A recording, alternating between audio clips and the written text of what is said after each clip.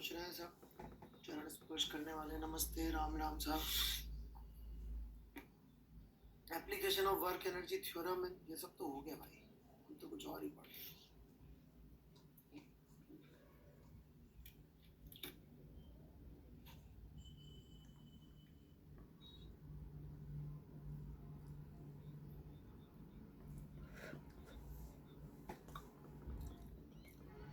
यार ये बच्चे की मैं बिल्कुल हेल्प करना चाहता हूँ। देवांश रस्तोगी जी, आप हैं क्या यहाँ पे?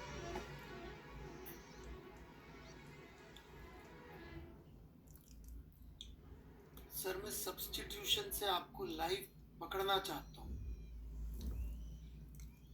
मत पकड़े। ऑलराइट, है ना, बहुत जोर से टिका दूंगा मैं। If you try to hold me, बहुत जोर से पड़ेगी, सही बता रहा हूँ। सर मुझे tautomerism, hyper conjugation, shifting, one one etcetera भी नहीं आता। ये जेई सिलेबस में नहीं है, छोड़ दीजिए।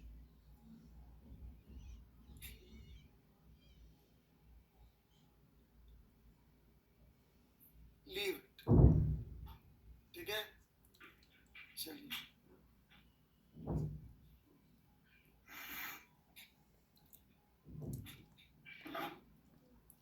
देवांश रस्तोगी, सही आदमी है।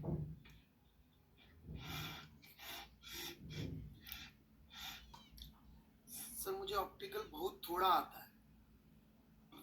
मेरे लेक्चर है ऑप्टिक्स पे, पढ़ी देखिए, बिल्कुल आ जाएगा ऑप्टिकल,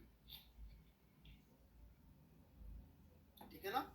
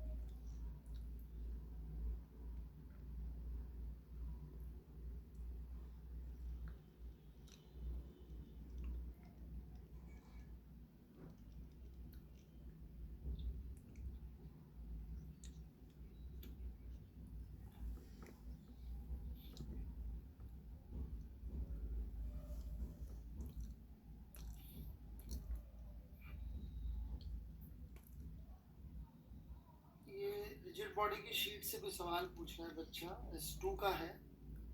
निहद आप हैं क्या यहाँ पे?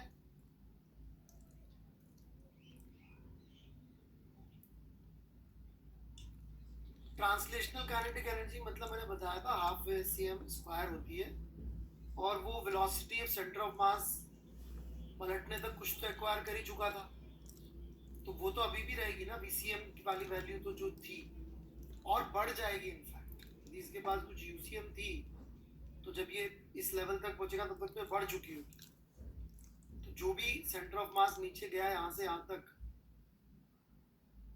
वो सारा का सारा इसकी ट्रांसलेशन में ही जाएगा। रोटेशन तो जितनी यहाँ पर थी ओमेगा नॉट, उतनी ही रहेगी, क्योंकि कोई टॉर्क नहीं मिलेगा। ये लॉजिक है, ठीक है। अब आपने जो इतनी सारी कथा कहानी लिखी है वो मैंने समझा दी, मतलब एक एक पॉइंट नहीं समझाया, जो आपसे गलती हुई होगी बता दी। अच्छा, समझ में आ गया, ठीक है।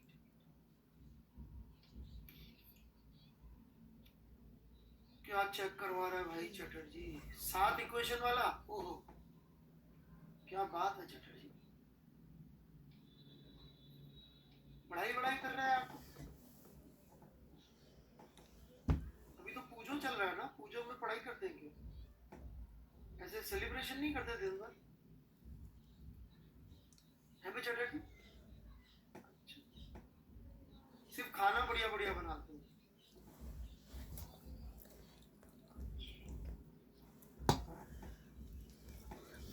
वेजिटेरियन या बंगाली? अच्छा बंगाली खाना, अरे सही है।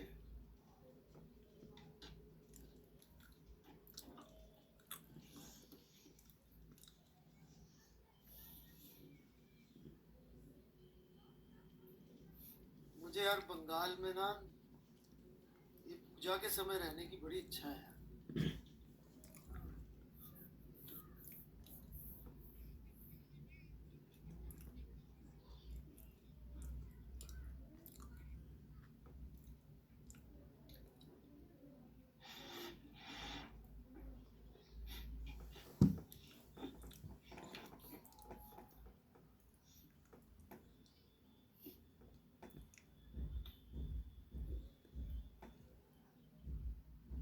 तो सारा दिन माइक चलता रहता, अरे यार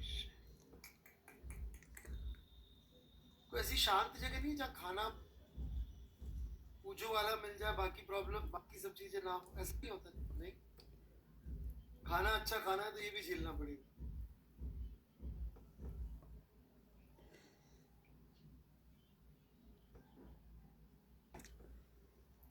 बहुत प्रॉब्लम है आज।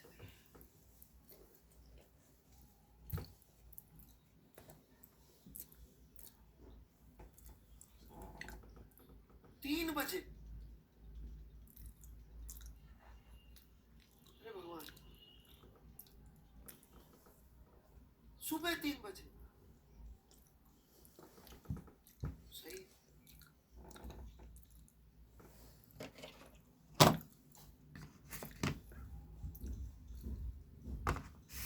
सेंटर ऑफ मास का इक्वेशन एक्स है। अच्छा, टॉर्क के लिए क्या है? अच्छा, टॉर्क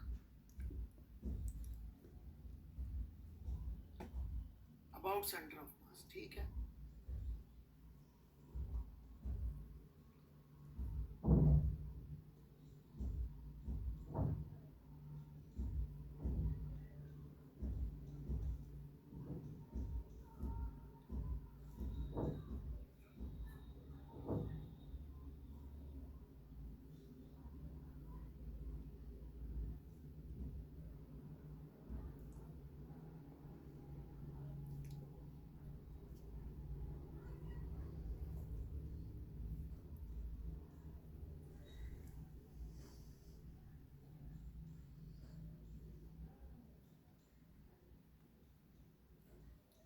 थोड़ा अलग ही डायमेंशन में चले गए यार तुम चटर्जी इसमें।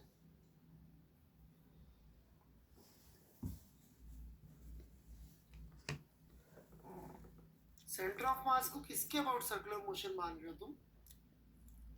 ये गलत लग रहा है मुझे। ये दूरी कांस्टेंट थोड़ी रहेगी।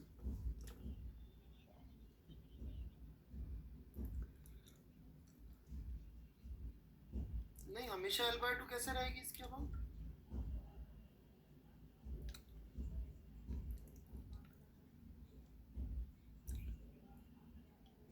नहीं आएगी भाई हमेशा L/2। आ रही है क्या L/2 के साथ?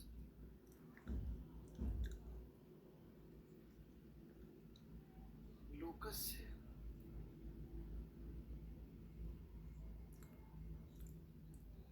L/2 आएगी।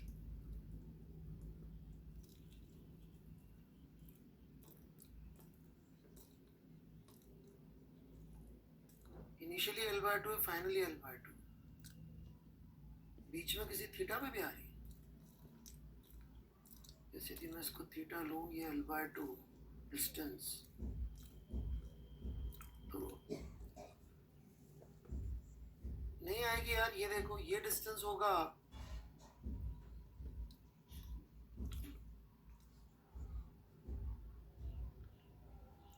हाँ, ये वाला डिस्टेंस कितना आ जाएगा? सर्कल ही आएगा, ठीक। नहीं मन लगा सर्कल से सॉल्व पच के हम लगे ज्यादा कॉम्प्लेक्स चला जाएगा यार। सर्कल से तो उसका रेडियल टेंजेंशियल,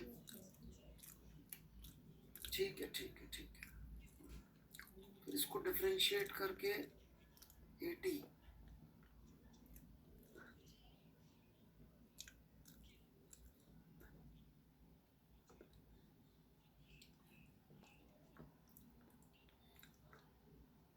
देखना पड़ेगा। मैंने थोड़ा सा इससे अलग तरीके से देखा।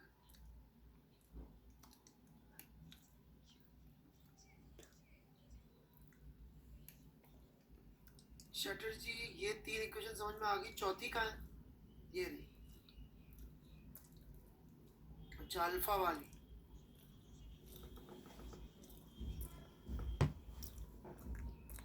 ये क्या अल्फा है, क्या है ये?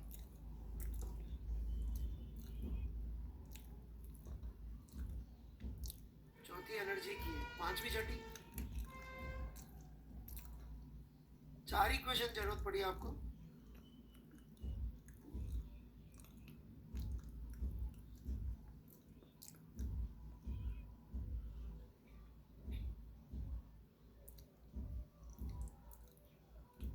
तो फिर डिफरेंशिएट क्यों किया?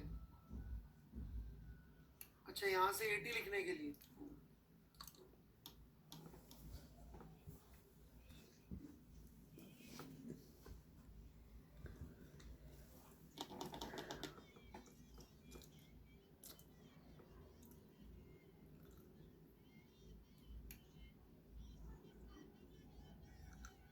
मेरे को एक बार चेक करना पड़ेगा इसको,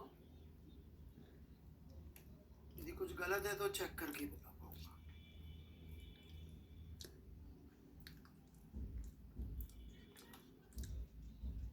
ठीक है, अभी तो अपेरेंटली कोई मिस्टेक नहीं दिख रही है राइट नाउ तो।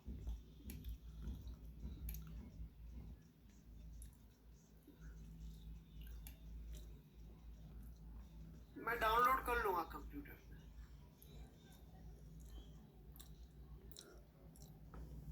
हाँ, या स्क्रीनशॉट भी ले सकते हैं छोटा करके।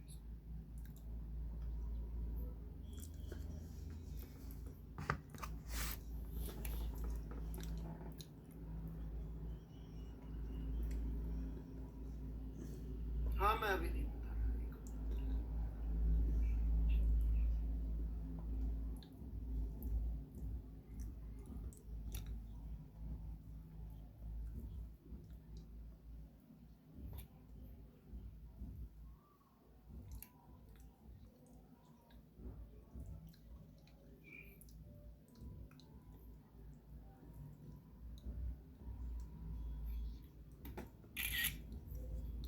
ठीक है, मैं एक बार चेक करता हूँ, मेरा थोड़ा सा डिफरेंट है इससे सॉल्यूशन।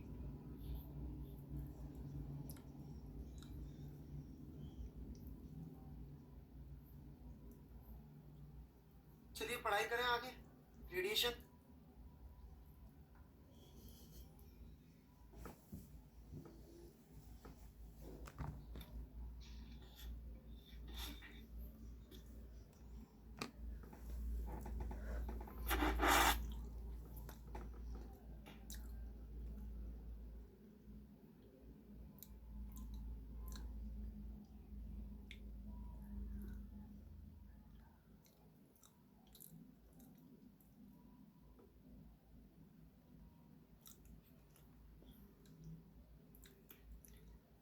तो रीडिंग मारी आप लोगों ने एचसीवी से थोड़ा बहुत?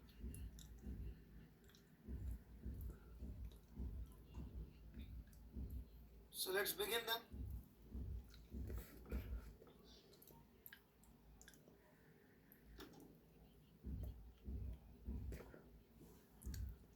ये रीडिंग मारने वाली आदत मत छोड़ना, हमेशा यूज कर। ठीक है ठीक है, अगली बार पढ़ लेना जो छूट गया। टीचर के पढ़ाने से पहले रीडिंग मारोगे, हमेशा फायदा होगा। ठीक है।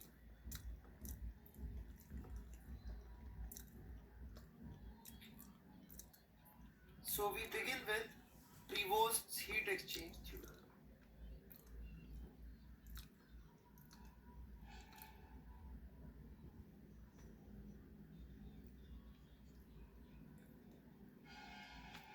ये थ्योरी क्या कहती है? All bodies radiate thermal radiation at all temperatures. ठीक है,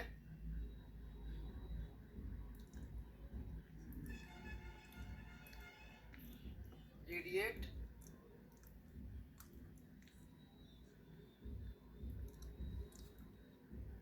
thermal radiation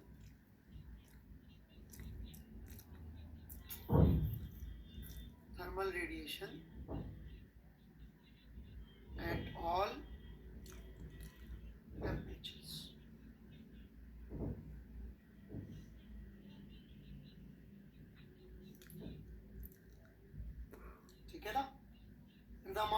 thermal radiation depends per unit time, depends on the nature of the emitting surface, its area and its temperature, ऐसा थ्योरी ने बोल रखा है। तो इन बातों को थोड़ा सा हम लोग समझाने की कोशिश करेंगे, ठीक है। तो धीरे धीरे आराम आराम से हम चलते हैं। देखिए, कोई भी बॉडी है, जैसे ये एक बॉडी है, राइट, ये हमको दिखाई दे रही है। इस समय आप रूम में बैठे जहाँ पे भी, उस समय आपको अपनी कॉपी दिख रही होगी, पेन दिख रहा होगा, आपका खुद का हाथ दिख रहा होगा। ये चीजें आपको क्यों दिख रही है? क्या हो रहा है? What must be going on कि आपको दिख रही है? Anyone?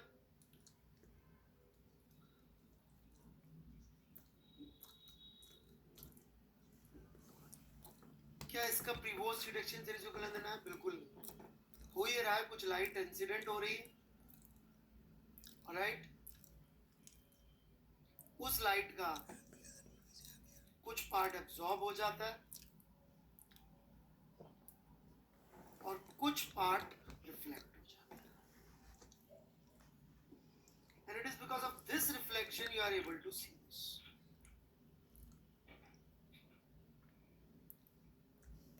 आपकी कॉपी, आपका पेन, आपका हाथ इस वजह से दिख रहा है। लेकिन ये थ्योरी तो कहती है कि all bodies radiate thermal radiation at all temperature. तो क्या ये थ्योरी इसकी बात कर रही है? नहीं। साथ में एक फिनोमेना और चलता है, पी एमिशन कह लेते हैं उसको, alright, which is nothing to do with this P incident. वो अपना इंडिपेंडेंट चल रहा है, एक P emission अलग से चल रहा है। समझ में आ रही क्या मेरी बात? P रिफ्लेक्शन अलग से चल रहा है, P emission अलग से चल रहा है।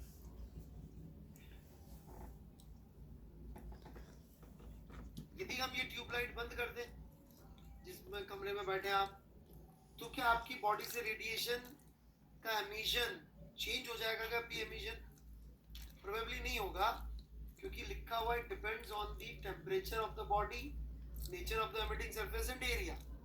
ये तीनों पांच चीजें तो वही रहेंगी। आपकी बॉडी का टेम्परेचर फिक्स है 37 डिग्री सेल्सियस, तबीयत सही है तो आपकी, राइट।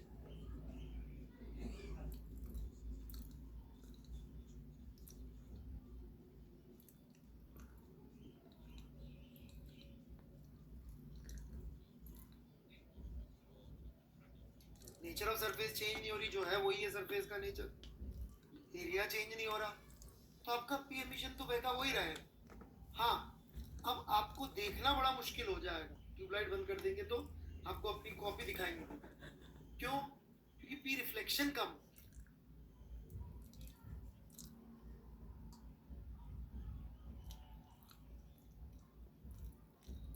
क्योंकि पी रिफ्लेक्शन कम।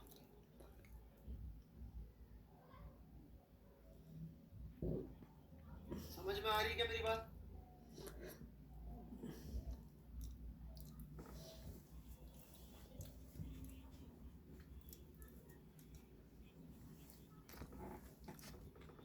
का ना?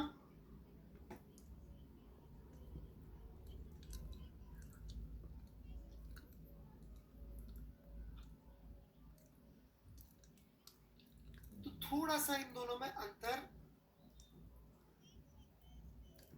हम लोग समझेंगे, ठीक है। कतूरिया जी हैप्पी दिवाली।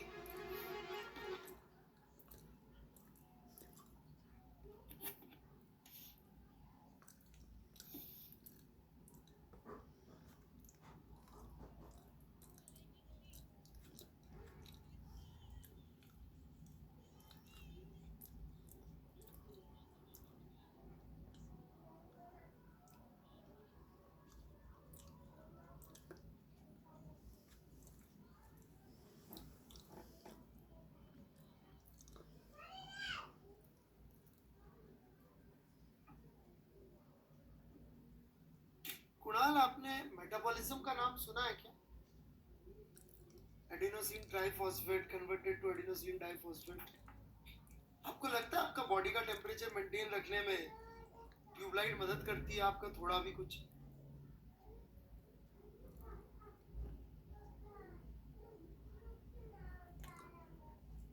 कोई आदमी को सर्दी लगा रही तो ट्यूबलाइट जला दो, या खाने पीने से मदद होती है भाई कुणाल? खाने से मदद होती है, राइट? और पी एमिशन, मैंने फिर से बोल रहा हूँ, पी एमिशन इस पर डिपेंडेंट नहीं है। इनफैक्ट मैं आपको एक टेबल बना के दिखा देता हूँ। पिछली क्लास में मैंने एक टेबल बनाई थी, वो थोड़ी डिफरेंट टाइप की टेबल थी, ये थोड़ी उससे कम यूजफुल है। वो जीवन की सबसे यूजफुल टेबल थी जो पिछली क्लास में बनाई थी, राइट?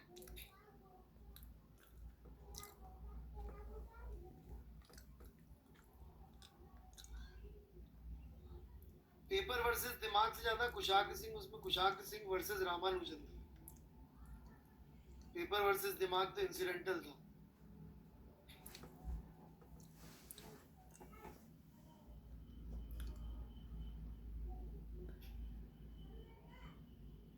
नहीं कुशाग्र सिंह?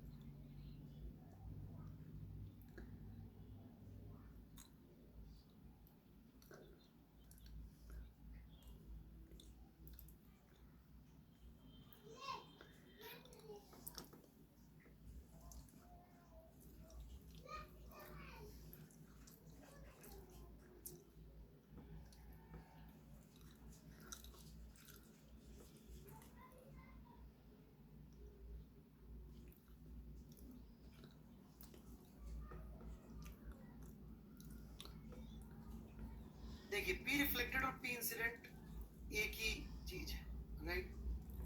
क्या ये पी इंसिडेंट पर डिपेंड करते हैं? बिल्कुल डिपेंड करते हैं। पी इंसिडेंट बढ़ाएंगे, या मैंने पी एब्जॉर्प्शन लिखना था, सॉरी।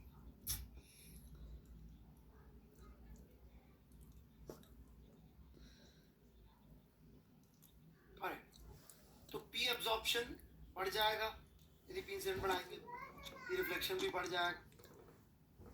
तो डेफिनेटली पी इंसिडेंट पे डिपेंड करते हैं कि नहीं करते हैं? एग्रीड?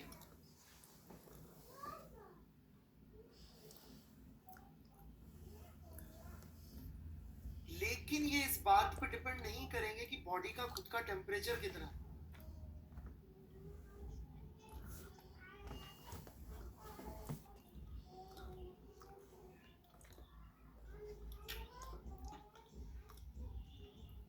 उसकी जो ऑप्शन की प्रॉपर्टी है वैसी की वैसी रहेगी। बॉडी का टेम्परेचर बढ़ा दिया घटा दिया, उससे पी रिफ्लेक्शन के ऊपर डिपेंडेंसी नहीं है। हाँ, सरफेस पे जरूर डिपेंडेंट होगा। सरफेस कैसी है? क्योंकि कुछ सरफेस होती है जो ज्यादा रिफ्लेक्ट करती है, कुछ सरफेस होती है जो कम रिफ्लेक्ट करती है। शाइनी कर देते हैं आप, ज्यादा रिफ्लेक्ट करती है, ठीक है? और यहाँ पर यूनिट एरिया की बात कर लेते हैं, ज्यादा अच्छा रहेगा। ये सब पर यूनिट एरिया में, पर यूनिट एरिया तो और अच्छा रहेगा। अब जैसे कि पी एमिशन है, ये डेफिनेटली टेम्परेचर ऑफ बॉडी पर डिपेंड करेगा। कैसे? जैसे कि आपने कोयला लिया, उसको कमरे में रख दिया और खूब लाइट जला दी, तो जो अपन को कोयला दिख रहा है उस समय क्यों दिख रहा है? जैसा भी दिख रहा है, एमिशन की वजह से कि रिफ्लेक्शन की वजह से? कोयला अंधेरे कमरे में रख, लाइट जला रखी है, गरम नहीं है कोयला, नॉर्मल कोयला है भाई, हाथ में ले जाके रखा है, रिफ्लेक्शन की वजह से। अपन ने कोयले को गरम कर दिया या सिगड़ी में रख लिया, सिगड़ी जला दी अपन ने, अब अंधेरे कमरे में रख दिया। अब जो कोयला दिख रहा है किस वजह से दिख रहा होगा? सिगड़ी में रखने के बाद एमिशन की वजह से। तो टेम्परेचर बढ़ गया तो एमिशन बढ़ गया, टेम्परेचर बढ़ गया तो एमिशन बढ़ गया। सिगड़ी मतलब यार वो क्या होती है? चूल्हा समझ लीजिए, राइट? चूल्हे टाइप की चीज, चूल्हा भी नहीं समझती है तो पता नहीं, मुझे नहीं पता। राइट, रोस्ट करते हैं उसलर, क्या है ये नियत? सर जिसपे कौन बनते हैं, हाँ हाँ भुट्टे भुट्टे, बिल्कुल वो जिसमें भुट्टे से फर्स्ट क्लास।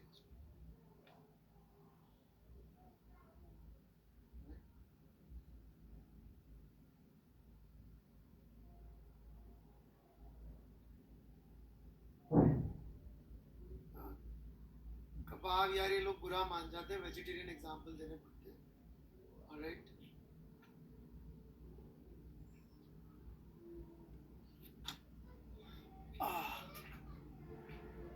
चलिए बढ़े आगे। टेम्परेचर ऑफ बॉडी वाली बात समझ में आई कि बॉडी का टेम्परेचर पे उसका एमिशन डिपेंड करता है, पक्का? टेम्परेचर हाई होगा तो एमिशन बढ़ेगा, टेम्परेचर लो होगा तो एमिशन कम हो जाएगा। इसके अलावा सरफेस पे भी डिपेंड करता है, सरफेस कैसी है, क्योंकि कुछ बॉडी, दो बॉडी सेम टेम्परेचर पे हो तो आप पाएंगे एक बॉडी ज्यादा एमिशन कर रही है, दूसरी बॉडी कम एमिशन कर रही है, सब कुछ सेम होने के बावजूद। कुछ ज्यादा एमिट करती है, कुछ कम एमिट करती है। This is an observed fact. एक चीज जो बच्चे नहीं समझते, ये पी इंसिडेंट पे डिपेंड नहीं करती। लोग बोलेंगे नहीं सर पी इंसिडेंट ज्यादा करोगे तो पी एमिशन ज्यादा हो जाएगा कि उसका टेम्परेचर बढ़ जाएगा।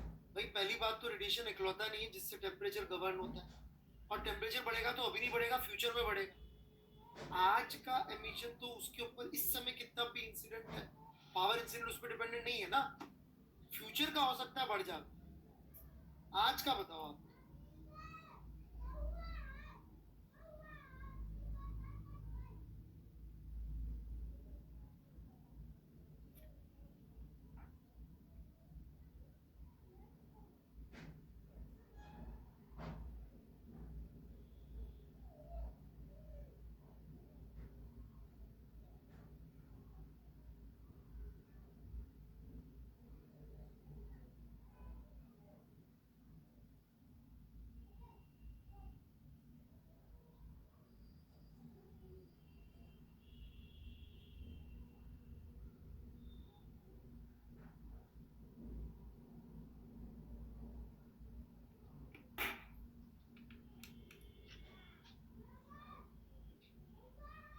राइट, तो समझ में आ गई बात, पक्का?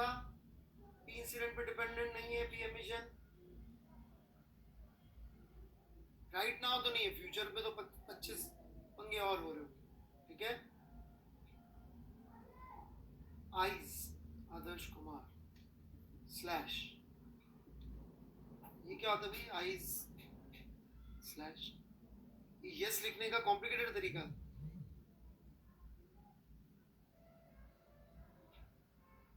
अजीब अजीब से लोग। चलो भाई आगे बढ़े, ये टेबल क्लियर होना बहुत जरूरी है। फिर से बता दूं, P reflection P absorption temperature of body पे डिपेंडेंट नहीं है, सरफेस पे डिपेंडेंट है और पी इंसिडेंट पे डिपेंडेंट है। कितना रिफ्लेक्ट कर रही है बॉडी इस पे डिपेंडेंट नहीं, वो कितना गर्म है।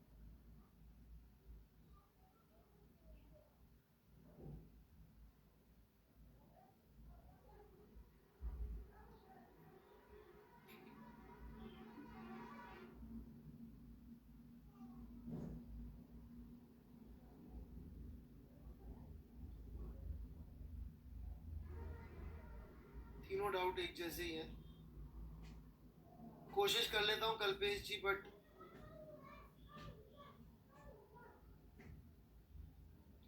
सर पी इंसिडेंट से जो एब्जॉर्ब होगा तो वो पी इमिशन के वक्त, पी इमिशन जो फ्यूचर का होगा, राइट कल्पेश जी?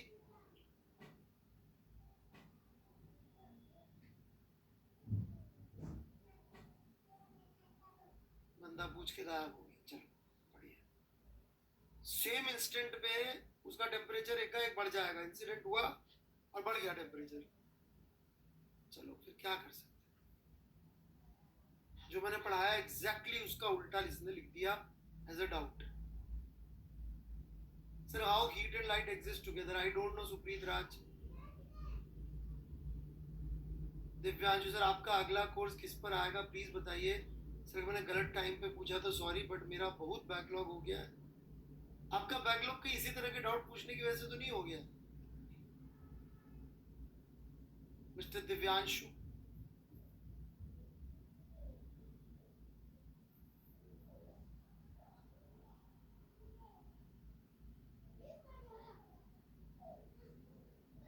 चलिए मैं आगे बढ़ता हूं. ये क्लियर है, सबने लिख ली है थ्योरी?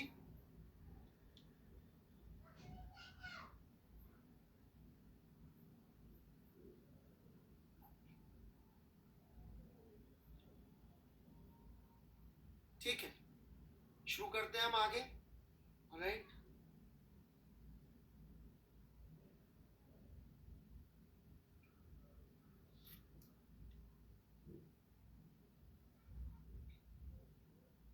ब्लैक बॉडी,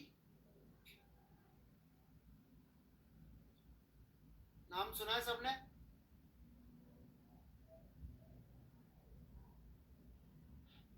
ऑलराइट, इसका कतई अर्थ ये नहीं है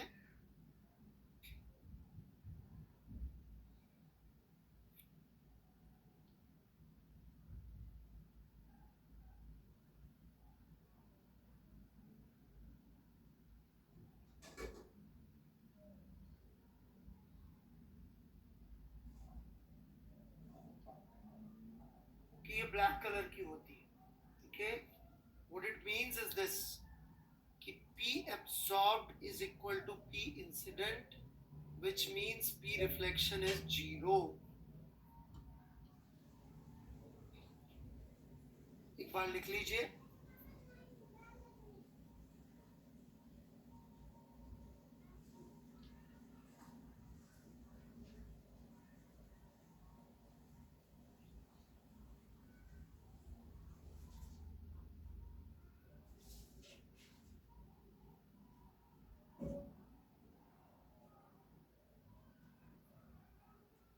लिख लिया? तो थोड़ा सा मैं यहाँ पे वर्ड ब्लैक क्यों यूज किया है. एक्चुअली देखिए, ब्लैक और व्हाइट जो है ना, फिजिक्स में थोड़ा सा कभी कभी ऐसा नाउन की जगह एज एन एडजेक्टिव यूज हो जाता है. Okay, to describe quality. Adjective वही होता है ना, राइट? तो जैसे ब्लैक को यदि आप एज ए नाउन यूज करेंगे तो मतलब कि कलर, पर black as an idea use करेंगे तो ब्लैक का मतलब होता है अंधकार. एक्चुअली ब्लैक हमें वो चीज दिखती है जहां से लाइट नहीं आ रही होती है, राइट? अंधकार और ब्लैक फिजिक्स में एक ही है. Absence of light is black, absence of light is darkness. तो ये उस पॉइंट ऑफ व्यू से है ब्लैक. इसका ब्लैक कलर से कोई लेना देना नहीं है.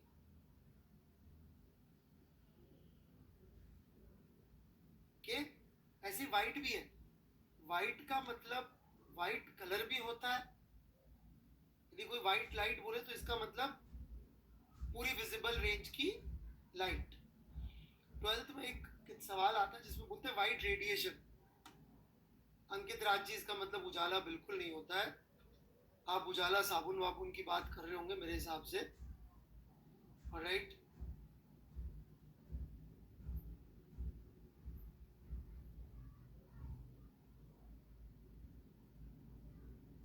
मत करिए ऐसा काम.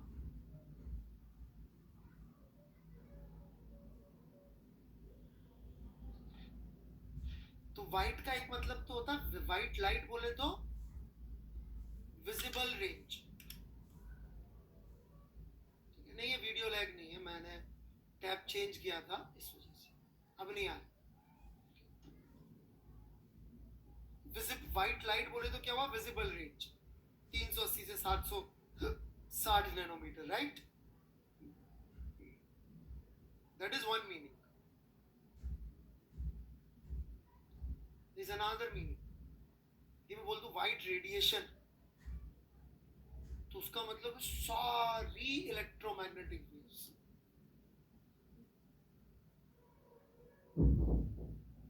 0 नैनोमीटर से इन्फाइनाइट नैनोमीटर।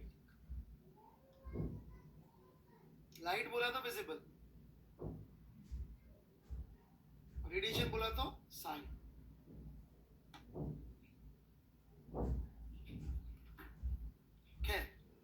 तो यहां जब ब्लैक बॉडी बोल रहे हैं तो ब्लैक बॉडी का अर्थ है ऐसी बॉडी जो कि कुछ रिफ्लेक्ट ना करे। तो इस पॉइंट ऑफ व्यू से तो ब्लैक बॉडी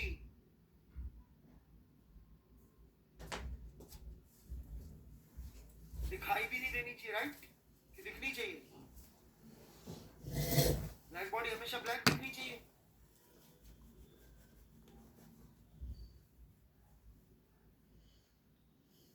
क्यों ब्लैक क्यों नहीं दिखनी चाहिए? Exactly Navkirat Singh, very good. एक बॉडी से दो चीजें आ रही होती, एक एमिशन एक रिफ्लेक्शन। ठीक है, रिफ्लेक्शन नहीं करेगी, एमिशन तो कर सकती है। जैसे कि एक बॉडी जो कि नियरली ब्लैक बॉडी है, जिसको किसी ने भी ब्लैक नहीं देखा आज तक, सन।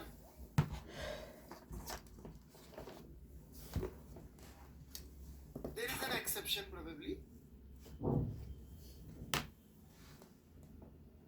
यदि हमारे पुराण सही है तो एक्सेप्शन मस्ट बी अर्जुन, धनुर्धारी अर्जुन, तीसरा पांडव।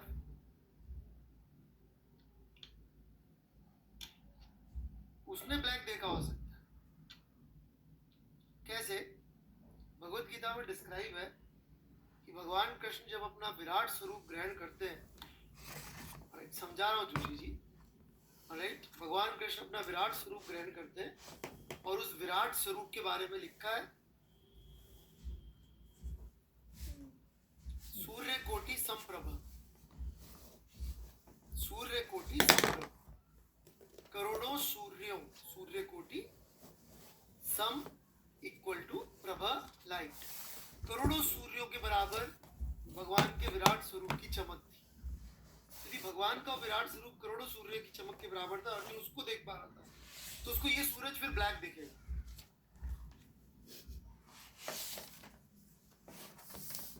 हालांकि वेद व्यास जी ने बहुत क्लियरली नहीं लिखा है कि अर्जुन को ये वाला सूरज ब्लैक दिख रहा था कि नहीं दिख रहा था, नहीं तो टेस्ट हो जाता कि रेडिएशन के फंडे वेद व्यास जी के कितने क्लियर थे। ऑलराइट,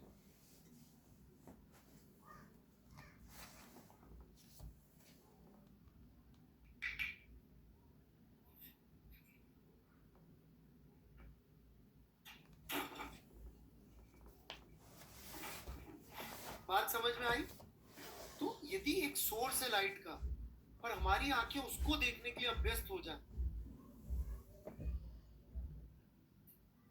सुप्रीत राज जी राम राम, जिस तरह के सवाल आप पूछ रहे हैं मैं जवाब दे भी नहीं पाऊंगा। ऑलराइट, आपको जो भी पढ़ाते हैं बेटा उसमें आपको कुछ टेंजेंशियल जाना होता है ना, नहीं समझ में आया तो माफी चाहता हूँ, है ना। आप जिस तरह के डाउट्स पूछ रहे हैं मैं पहले भी कहने की कोशिश कर रहा था पर मैंने इग्नोर किया, या तो आप पेशेंटली सुन लीजिए, नहीं तो राम राम, है ना।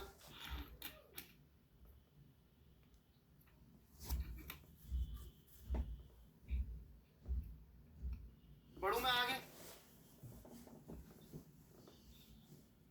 उसे ब्लैक क्यों दिखाई देगा? क्योंकि उसकी आंखें यदि उस करोड़ों सूर्य की लाइट को एब्जॉर्ब कर को देख रही हैं, तो ये जो सन है, राइट, इस सन पे लाइट गिरती है, उसको एब्जॉर्ब कर लेता है, और जो ये खुद भेजता है वो तो बहुत कम है करोड़ों सूर्यों के मुकाबले, तो उसके लिए तो इफेक्टिवली यहां से कोई लाइट आ ही नहीं रहना।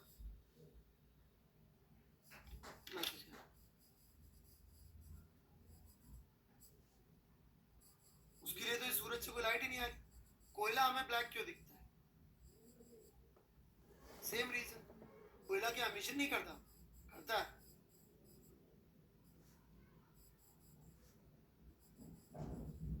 अच्छा खासा एमिशन करता है, पर ब्लैक क्यों दिखता है? क्योंकि जिस रेंज में वो एमिट करता है वो रेंज में हम देख ही नहीं पाते।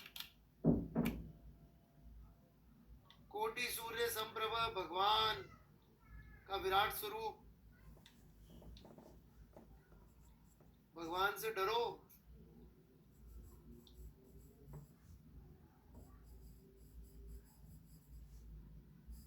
दुर्योधन को भी विराट स्वरूप दिखाया था उन्होंने जब शांति दूत बन के गए थे, उसको नहीं दिखाई दिया था। दुर्योधन मत बन हिमांशु, अर्जुन बन।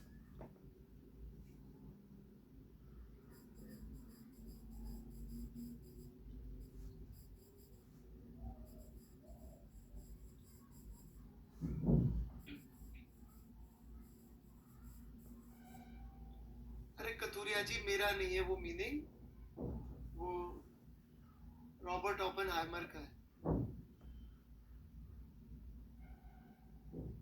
रॉबर्ट ओपेनहाइमर कोट्स दिस, जब उन्होंने पहला न्यूक्लियर बम का विस्फोट देखा था तो उन्होंने एग्जैक्टली गीता का यही वाला श्लोक कोट किया था, सूर्य कोटि समप्रभ।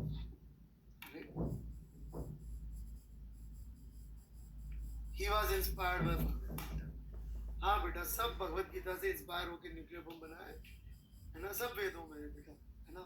हम ही गधे हैं जो समझ में नहीं आ रहा और न्यूक्लियर बम नहीं बना पाते, जेट प्लेन का इंजन भी नहीं बना पाते।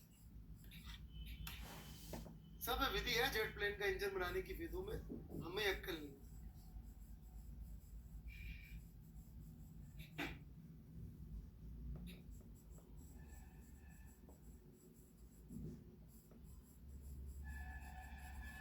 बड़े आगे क्लियर है, बिल्कुल ब्लैक बॉडी क्लियर है।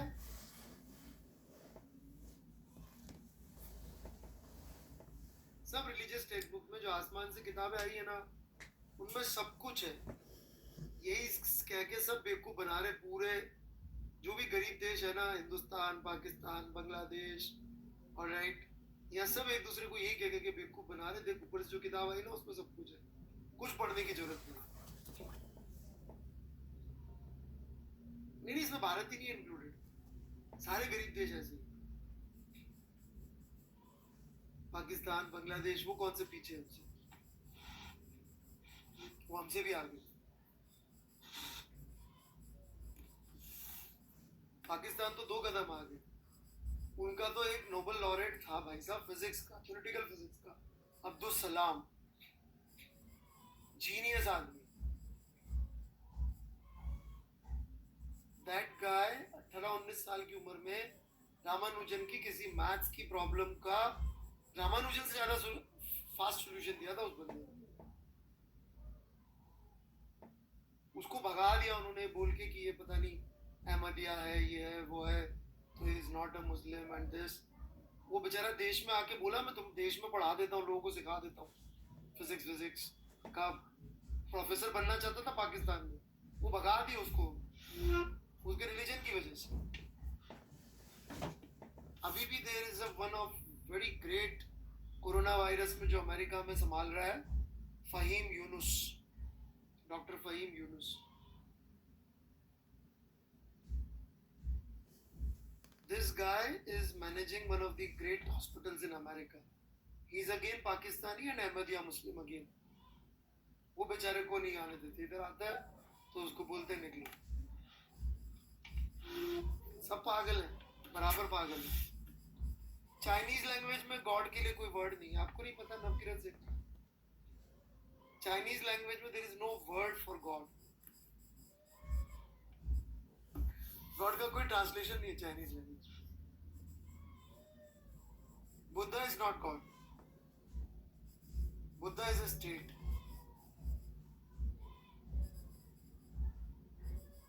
आपको ये नहीं पता? यू कैन ऑलवेज से कि वो बुद्ध हो गए।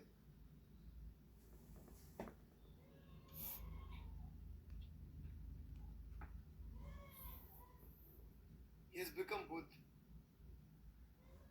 Yes.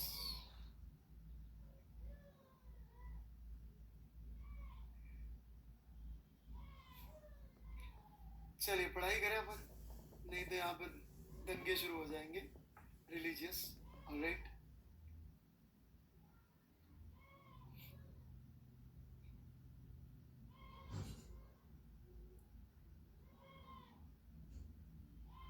खैर कमिंग बैक, इसीलिए मैं अपने शास्त्रों का नॉलेज नहीं डालता, वो डालूं तो परेशान हो जाते हैं, ऑलराइट, क्योंकि मैं नॉलेज होने के बावजूद एथीस्ट, इग्नोरेंस में एथीस्ट होना अलग बात है, मैं नॉलेजेबल होके एथीस्ट हूँ।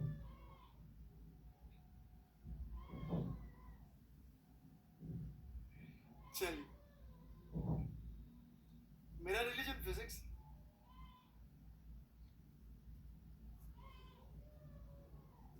बिकॉज मुझे लॉजिक पे ज्यादा विश्वास है। व्हाट, देखिए बड़ी सिंपल सी बात है, जैसा रिचर्ड फेनमैन कहते हैं, I would rather have questions that cannot be answered rather than answers that cannot be questioned.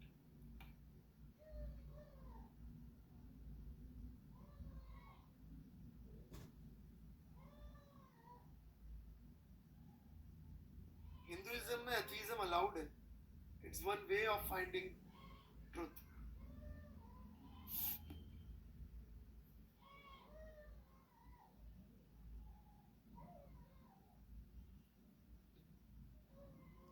Hinduism is not God की पढ़ाई, वो नहीं होती पूजा वूजा, it's a way of life, it's a way of thought.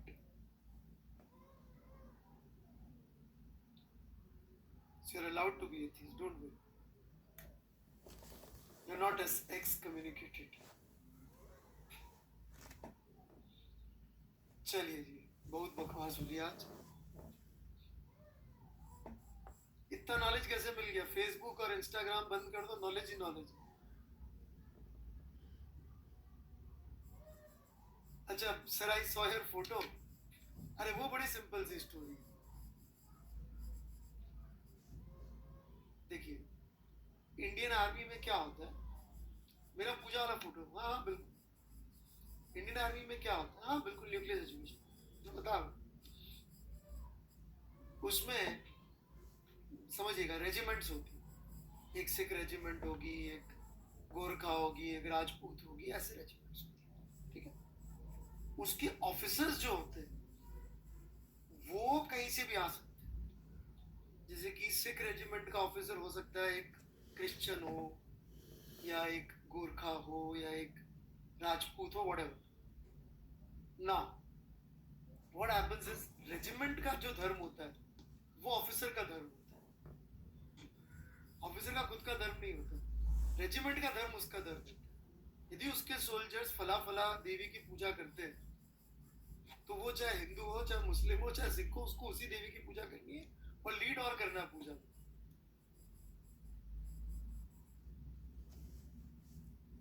He has to be the main person representing the regiment while doing that puja। उसका religion घर पे रख के आओ।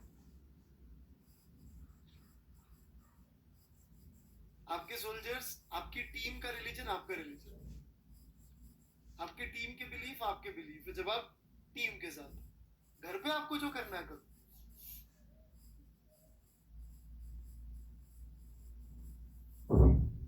हमारी टीम करती है, दैट्स ऑल।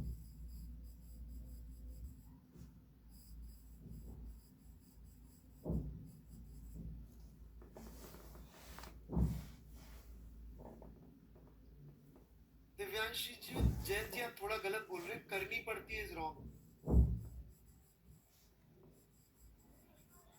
उनसे पूछेगा, करनी नहीं पड़ती, खुशी से करते।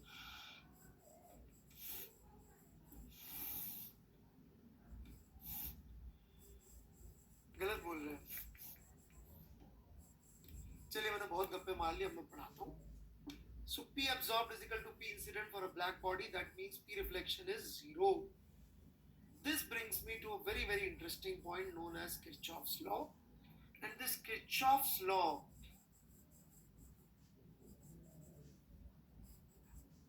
is one of the most confusing aspect of radiation, क्योंकि लॉ क्या करते हैं, आधे टाइम लॉ का लॉजिक देते हैं, राइट, और ये लॉ है भी ऐसा कि सुन के लॉजिक देने की इच्छा हो जाती है। आपने पढ़ा होगा, लॉ बड़ा अच्छा है, लॉ बोलता है ऑल गुड एमिटर्स या एब्जॉर्बर्स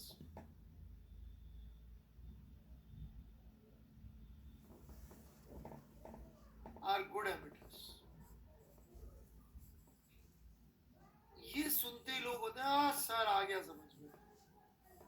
बताओ भाई क्या समझ में आया ये सुनते ही? क्यों होगा ऐसा?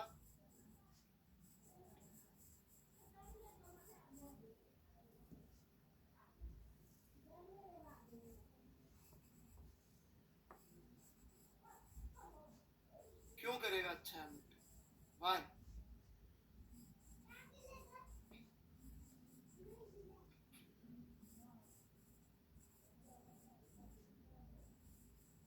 अच्छा कहीं से मैंडेट आया लिखा हुआ, चुनाव में वादा किया था टेम्परेचर मेंटेन का, एनर्जी कंजर्व करने के लिए. वाह. Alright.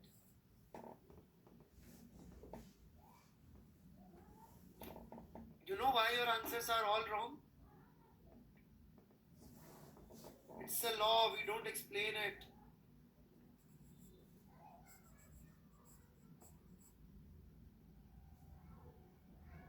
It's an observational fact.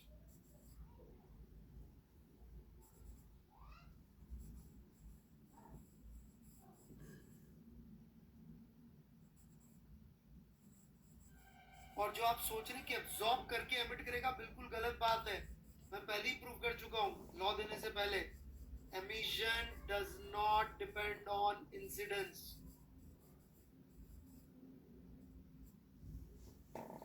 Supreet Raj, मैं आपको ब्लॉक कर दूं क्या? बिकॉज सीरियसली आपको इनऑर्गेनिक वाली फील आ रही है तो मैं कुछ नहीं कर सकता. आप पढ़ के आए नहीं है किताब से. एक बार और आपने कुछ भी लिखा यस नो में ब्लॉक कर दूं. ओके. ये मैसेज अपने आप ही ब्लॉक हो.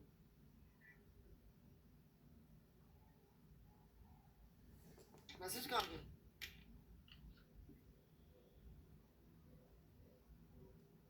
ओके चलिए आ गए. तो ये समझ लेना कि पी इंसिडेंट पे डिपेंडेंट नहीं था पी एमिशन. राइट. तो ये बस लॉ है कि good absorbers are good emitters. Observational fact. कैसे? यदि आपको एक्सपेरिमेंट करना है तो बड़ा सिंपल सा है. आप क्या करें, एक डार्क रूम में रूम टेम्परेचर पे कोल और सिल्वर रख दें.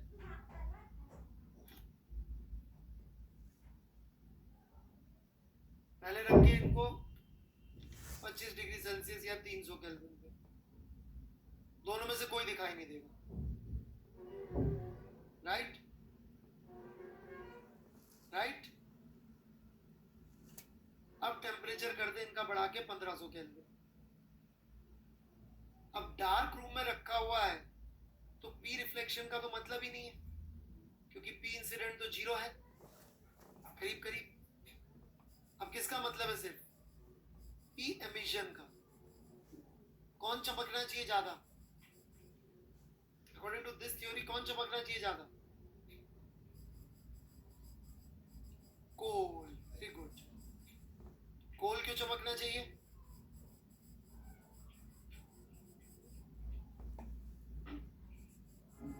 क्योंकि वो ब्लैक था. ब्लैक क्यों था? क्योंकि एब्जॉर्ब ज्यादा करता था इसलिए तो ब्लैक था. ब्लैक क्यों था? विजिबल लाइट में जो हम रखते थे तो चमकता कम था, गुड एब्जॉर्बर था. सिल्वर गुड रिफ्लेक्टर था, मतलब बैड एब्जॉर्बर था.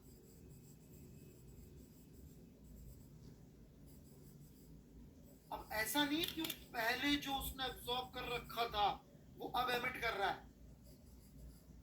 उसका टेम्परेचर 1500 केल्विन है इसलिए एमिट कर रहा है. पहले का एब्जॉर्ब करा हुआ नहीं एमिट कर रहा है. वो जो भी था पहले का एब्जॉर्ब रिफ्लेक्ट उस सबसे तो टेम्परेचर 300 केल्विन था या 1500 केल्विन है. पहले के एब्जॉर्प्शन से कोई लेना नहीं इसका आज 1500 केल्विन टेम्परेचर या 300 केल्विन होने.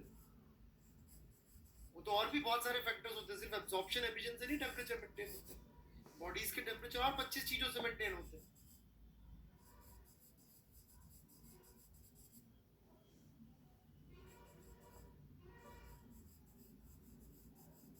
बॉडी के टेम्परेचर सिर्फ एब्जॉर्प्शन एमिशन से मेंटेन होते हैं. बात ही अलग हो जाती। जैसे हमारी खुद की बॉडी का टेम्परेचर, धूप में जाके घर खड़े होंगे तो टेम्परेचर बढ़ेगा कम होएगा हमारा?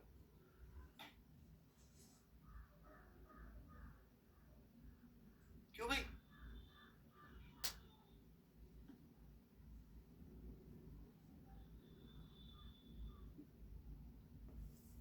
सेम ही रहेगा exactly.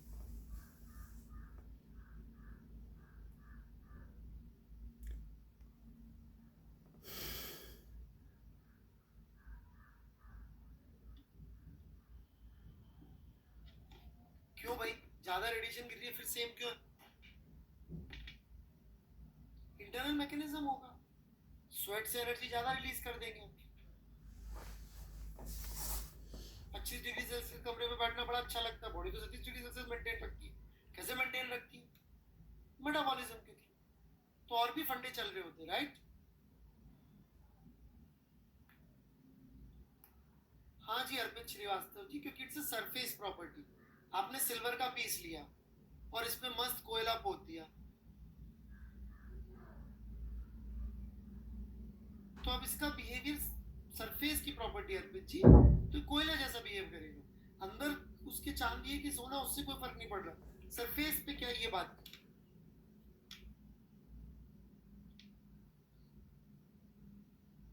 Is that clear? Kirchhoff's law इसकी कॉजुअलिटी नहीं है, है ना? इसको कॉज अफेक्ट मत समझिएगा कि चूंकि ज्यादा एब्जॉर्ब किया इसलिए ज्यादा एमिट करेगा। It's not a casual law.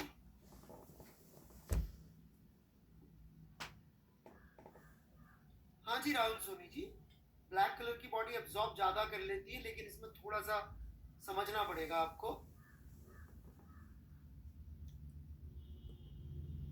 Rotation खत्म हो गया दिव्यांशु जी।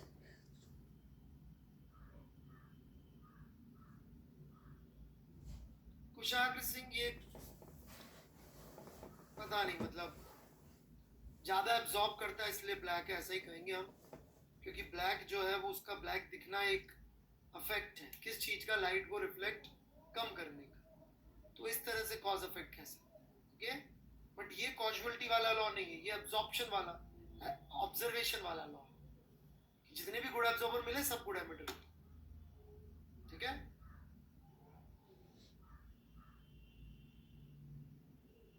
हाँ बेटा, सरफेस प्रॉपर्टी नहीं जी, कितनी बार एक ही चीज पूछेंगे। ये देखो ना, यहाँ पे जब सरफेस लिखा था तो किस चीज की बात कर रहे थे? सरफेस मतलब अंदर क्या, उससे डिपेंडेंसी नहीं है। बेस्ट रिफ्लेक्टिंग बॉडी लेकर उस पर काला रंग पोत दो तो वो उसका ब्लैक बॉडी, उसका it would become bad reflect. गंदी चीजें हो जाती तो उसको चमकाने के लिए तो करते हैं अपन।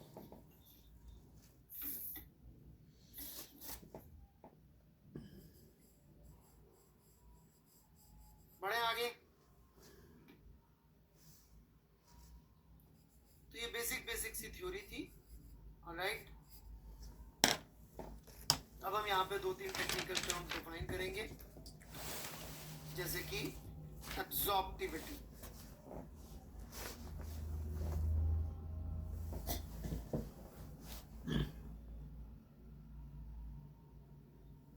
ये रेशियो है किस चीज का? P absorbed upon P incident। Black body की एब्जॉर्प्टिविटी कितनी होगी? 1 होगी। अच्छा, जो भी ब्लैक बॉडी नहीं होती उसको फिजिक्स में ग्रे बॉडी बोल देते।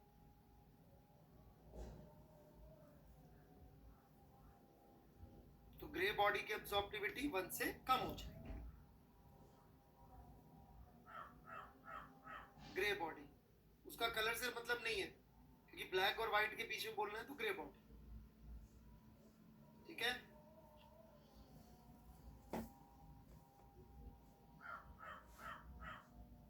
एमिसिविटी ई, ये क्या होती है?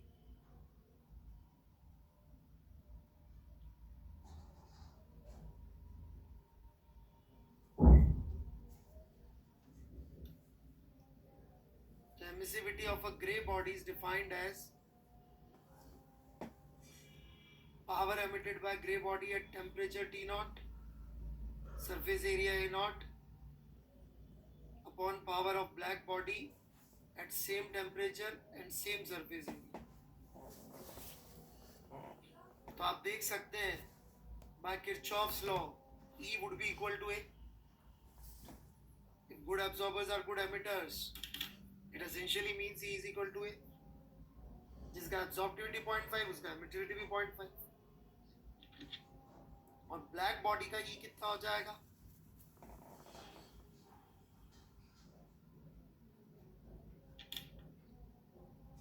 वन हो जाएगा क्योंकि उसका एब्जॉर्प्टिविटी 1 था.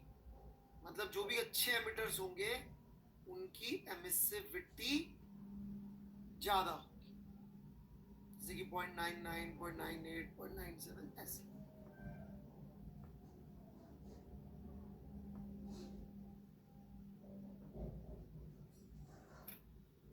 लिख लीजिए आराम से.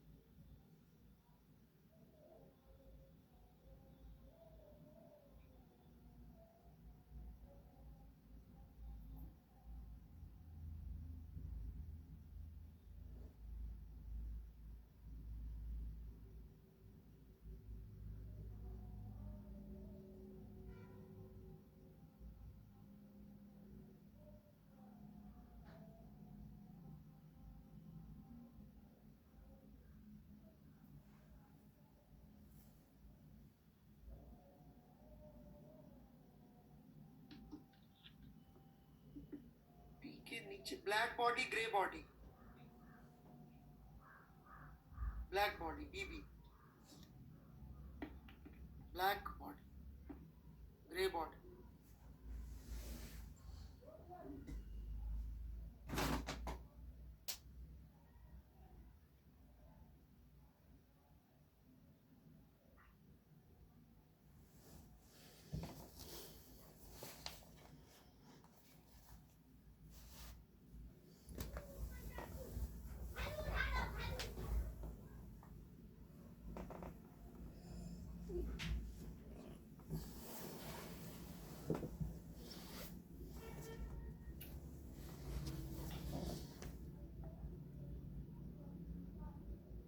और कोई डाउट?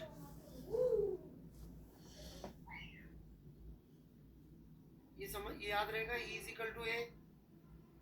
यही Kirchhoff law essentially. This is Kirchhoff's law. Good absorbers are good emitters.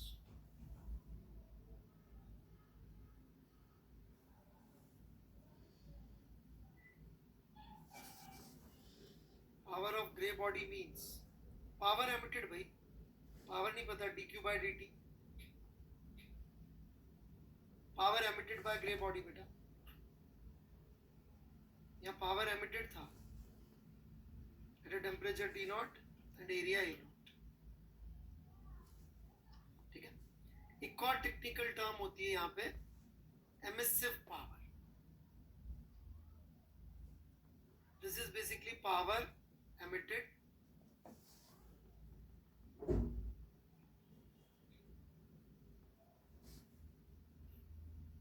Per unit surface area.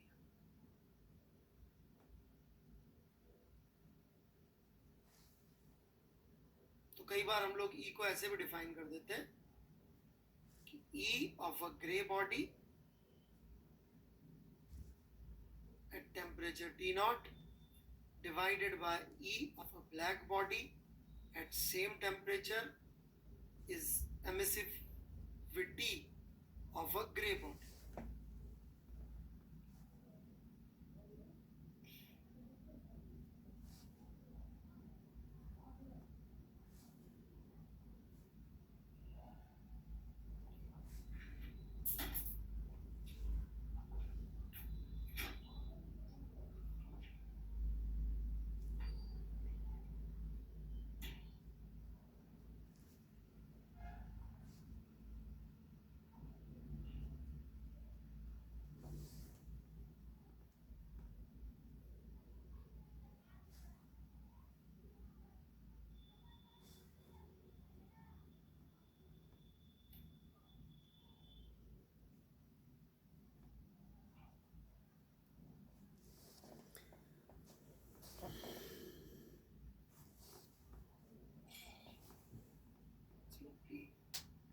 Monitor पे भी कीजिए।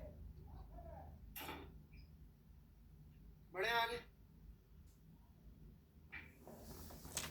क्लियर है?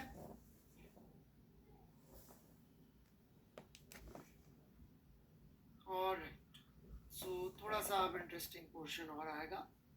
यहाँ तक चीज़ें आई होप समझ में आ गई होगी रेडिएशन की। एक दो बच्चे जिन कोई परेशानी हो रही है, एक दो से ज़्यादा, तो पूछ सकते हैं। एक बच्चे का जवाब, उसकी बातें भी ऐसी होती है कि मेरे लिए आंसर देना बड़ा मुश्किल होता है। अभी से ही नहीं, हमेशा से ऐसा ही है। राइट, इसलिए मैं भी ज़्यादा चिंता नहीं करता। फिर भी एक बार नोट्स देख लीजिए, मैं रिवाइज भी करवा देता हूँ। आपको जहाँ डाउट है पूछ लेना। All bodies radiate thermal radiation at all temperatures, but इसका मतलब ये नहीं कि सिर्फ रेडिएशन ही होता है, सबसे रिफ्लेक्शन भी होता है। रिफ्लेक्शन किस पे डिपेंड करता है? ऑब्वियसली कितनी लाइट आके गिर रही है। अंधेरा कर देंगे तो हम चमकते हुए दिखाई नहीं देंगे, राइट? तो पी इंसिडेंट पे भी डिपेंड करता है। और सरफेस पे तो डिपेंड करता ही करता है, कोई बॉडी कितनी रिफ्लेक्टिंग है, कितनी एब्जॉर्बिंग है। सेम आप कोयले का पीस ले लो, सेम आप सिल्वर का पीस ले लो, चमकता हुआ लाइट के नीचे रख दो, सेम कमरे में सेम लाइट में, एक शाइन कर रहा हो क्योंकि वो रिफ्लेक्ट कर रहा है, एमिट नहीं कर रहा है, रिफ्लेक्ट कर रहा है, इसलिए शाइन, राइट? तो सरफेस पे तो डिपेंड करता है, लेकिन टेम्परेचर पे डिपेंड नहीं करता है कि वो रिफ्लेक्ट या एब्जॉर्ब कितना करेगा। ये डिपेंड करता है सिर्फ उसके ऊपर लाइट कितनी गिर। एमिशन टेम्परेचर पे डिपेंड करता है। जैसा हम देख सकते हैं, कोयला यदि हम उसको रूम टेम्परेचर रखें तो काला काला दिखता है, और उसको हम गर्म कर दें तो लाल सफेद ऐसा दिखने लग जाता है। लेकिन पी इंसिडेंट पे डिपेंड नहीं करेगा। कोयले पे आप लाइट ज्यादा डाल दो, जब वो चमक रहा है तो भी फर्क नहीं पड़ेगा कितना एमिट कर रहा है, और कम डालो तब भी नहीं डिपेंड करेगा कितना एमिट कर रहा है, वो उस पर डिपेंडेंट नहीं होगा, वो एक अलग कहानी। फिर आती है एक standard theme, black body. Black body वो बॉडी जिसपे जो रेडिएशन गिरी सब एब्जॉर्ब कर ले, राइट?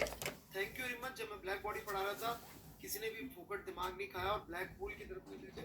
नहीं तो जो आधे पागल होते हैं जिनको पढ़ाई में कोई इंटरेस्ट नहीं है, उनको बोलो ब्लैक बॉडी, वो चाहते हैं black hole. Thank you very much, sincere बच्चे पढ़ रहे।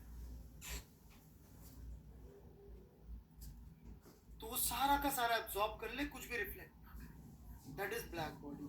लेकिन जैसा आप लोगों ने बड़ा अच्छा आंसर दिया, क्या ब्लैक दिखेगी? नहीं, क्योंकि एक कहानी और चल रही है एमिशन की, तो वो एमिशन पे डिपेंड करेगा। तो इसलिए कोयला अंधेरे कमरे में काला दिखता है, रूम टेम्परेचर पे टेम्परेचर बढ़ा दो तो ब्राइट दिखता है। जैसे कि गैलेक्सी का अंधेरा कोना है ये सोलर सिस्टम, है कि नहीं? गैलेक्सी का अंधेरा कोना ही है सोलर सिस्टम, अंधेरा कमरा है ये। इसमें हमारा कोयला कौन है? Who is our कोयला? सन। तो it may be black body, but it is the only body, पहली चीज, which is giving radiation. Not only that, हमारी आंखें सन की लाइट को पढ़ने के लिए ही बनी है। वो भी सन का रेडिएशन जिस वेवलेंथ पे सबसे ज्यादा है, हमारी आंखें भी सबसे ज्यादा उसी वेवलेंथ को पढ़ती है। Another proof of evolution, hence no God.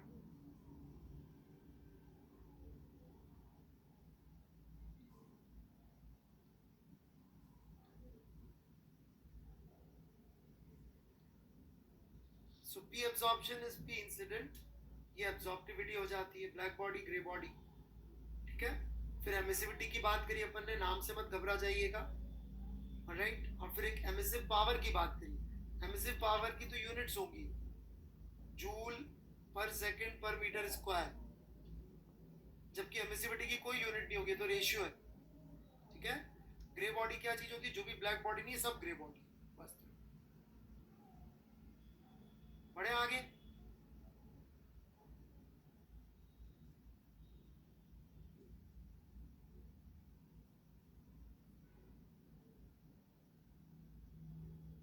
कोई डाउट हो तो पूछ लीजिए, यदि मेरे से हो सका तो बिल्कुल जवाब दूंगा। मना करके दुख मुझे भी बहुत होता है कि बेटा मैं नहीं बता पा रहा हूँ, क्योंकि यदि आप उस बैंडविड्थ पे ही नहीं, आप पढ़ के ही नहीं आए बोलने के बावजूद, तो मैं भी क्या करूँ? ऐसा नहीं कि बड़ी खुशी से मना करता हूँ, ये इस बच्चे को डाउट नहीं पता, मेरा भी दिन अच्छा नहीं जाता मना करने के लिए।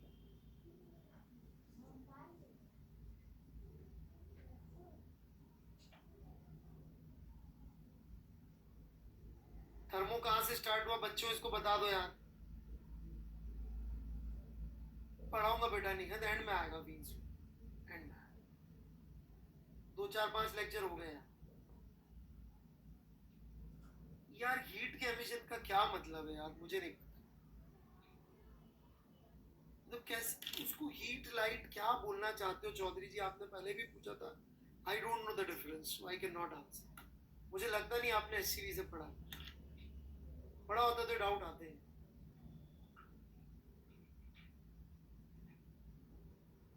सर आई किरचॉफ और करंट इलेक्ट्रॉनिक किरचॉफ एक ही है। इंसान प्रोबेबली यस, इससे क्या फायदा होगा।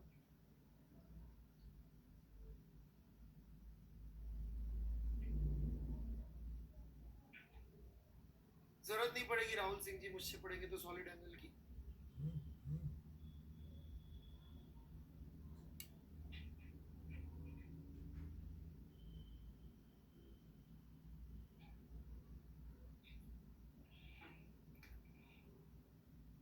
कतुरिया जी कुछ पूछना है या खुद की बढ़ाई करनी है आपको।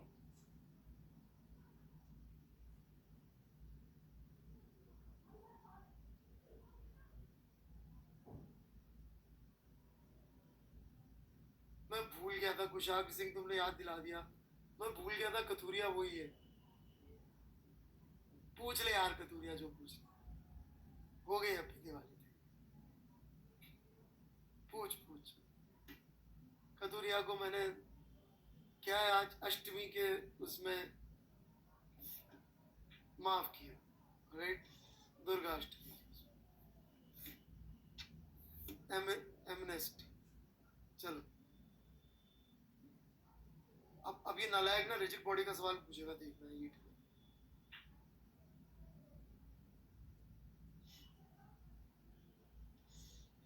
और फिर ये बैन होगा हैप्पी न्यू ईयर।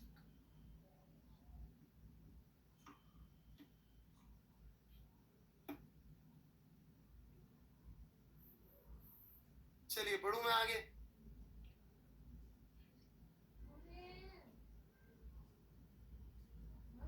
फिगर 28.5 एक बड़ा रिलेवेंट डाउट। 5 या 6 बेटे, एक बार देख लो यार।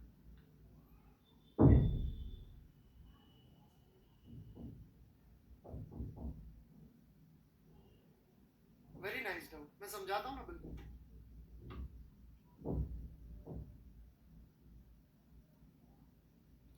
देखिए प्रैक्टिकली ब्लैक बॉडी कैसे बनाते हैं, वर्मा जी ने समझाया है।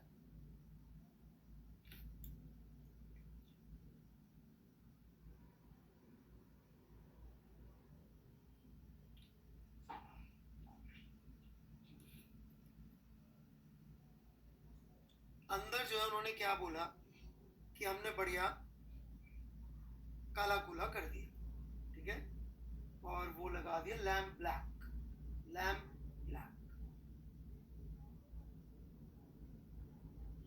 जिसकी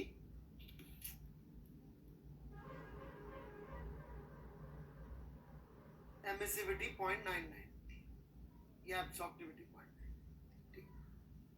अपन ने यहां से लाइट गिराई, छोटा सा होल रख दिया बस इस सर्कल में, राइट। तो पहली बात तो एंगल पे इसलिए बना रखा है ताकि सीधी वापस नहीं चली जाए। तो 99% तो यहाँ एब्जॉर्ब हो गई, 1% रिफ्लेक्ट हुई।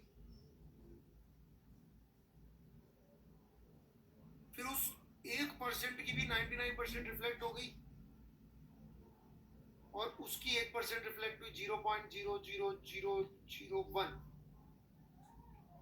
फिर एब्जॉर्ब हो गई, फिर 0.00001, और ऐसे ही होती रही। तो आप देखेंगे तो इधर से लाइट निकलने के चांसेस बहुत बहुत बहुत बहुत कम हो जाएंगे। तो ऐसे करके वो कह रहे हैं कि ये प्रैक्टिकली 99.9999999% लाइट ये खुद ही खा जाएगा। तो ये hole is behaving like a black body, ऐसा कह रहे हैं। किसने पूछा था अच्छा सवाल?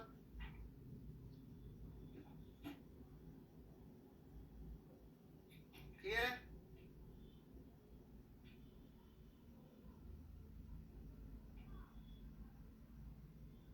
तुझे सूरज दिखता है क्या आयुष बंसल?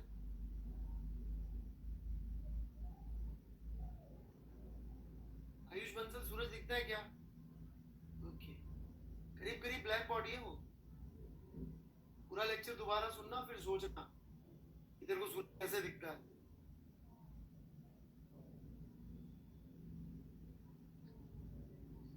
है ना आयुष बंसल?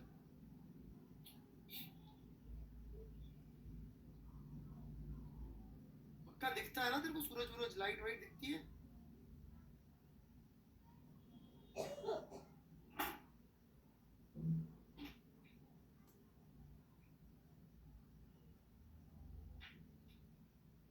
अच्छा, वर्मा जी ने बड़ा अच्छा इसका किरचॉफ लॉ का एक्सप्लेनेशन दे रखा है, तो आप चाहें तो उसको एक बार पढ़ सकते हैं। Very very beautiful explanation, right? वो आप पढ़ सकते हैं, मैं उसको यूज नहीं कर रहा, ठीक है? क्योंकि वो मैं उसको यूज करूंगा आप लोग और ज्यादा कंफ्यूज होंगे। आप तो इसको ऑब्जर्वेशनल लॉ मानोगे, उसमें आपका ज्यादा फायदा है, इसलिए यूज नहीं कर रहा। तो स्टीफन बोल्ट्जमैन लॉ, इसीलिए मैं यूज नहीं कर रहा हूँ, उसकी मुझे जरूरत नहीं है। जेई के पॉइंट ऑफ व्यू से मेरे को इंपॉर्टेंट नहीं लगा, इसलिए मैंने छोड़ दिया। I can supersede, alright, that, right? जैसे मैं कुछ समय काफी रिलीजन में था, तो रिलीजन में यही समझ में आता था शास्त्र और गुरु में गुरु को प्रेसिडेंस देना पड़ता है, शास्त्र से भी ऊपर, क्योंकि शास्त्रों में भी लिखा है गुरु सबसे ऊपर।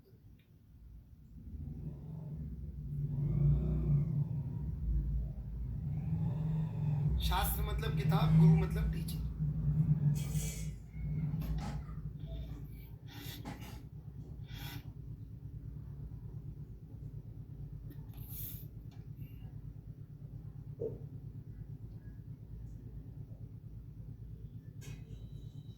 चलिए मैं आगे बढ़ूं। Stefan Boltzmann law, Stefan Boltzmann law क्या कहता है कि एक ब्लैक बॉडी की emissive power is sigma T to the power 4। तो एक ग्रे बॉडी की पावर कितनी हो जाएगी, एमिशन कितना एमिशन कर रही होगी? It would be e sigma a T the T की power 4, where T is absolute temperature, मतलब केल्विन में लिखना है, टी इन केल्विन ओनली, ठीक है?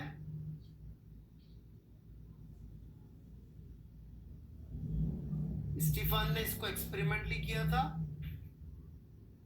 नहीं होगा जी अलिफ दास जी, थोड़ा ध्यान दीजिए, ये एमिसिव पावर लिखा है या पावर लिखा है?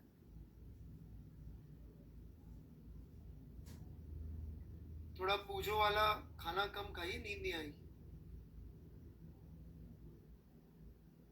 पकवान थोड़े से कम।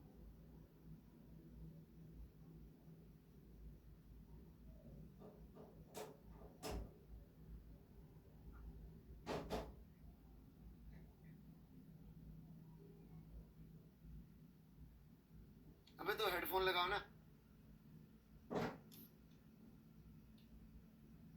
बढ़े आगे।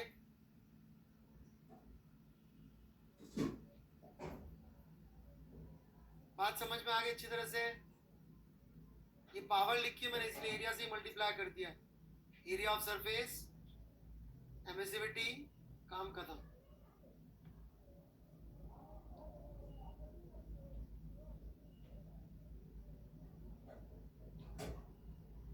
कोई तकलीफ यहां तक?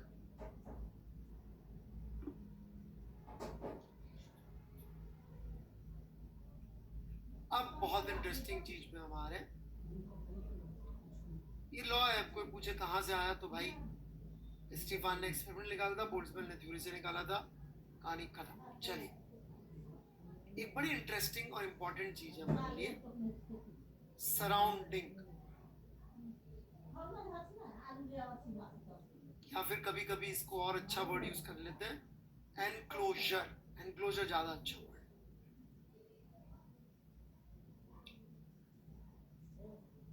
ऑलराइट, क्यों जरूरत पड़ेगी भी बता दूं, पहले आप चीज समझिए कि टाइम थोड़ा सा तय है। सराउंडिंग मतलब कि एक ऐसा कमरा, ऑलराइट, ऐसा चैम्बर जिसकी सारी दीवारें, छत, फ्लोर सब सेम टेम्परेचर पे हो। पॉइंट नंबर 1, समझ रहे हैं? एक ऐसा चैम्बर, क्लोज चैम्बर, जिसमें सारी दीवारें सेम टेम्परेचर पे हो। Is that clear? Plus plus उसमें बाहर से कोई रेडिएशन एंटर नहीं हो सकती।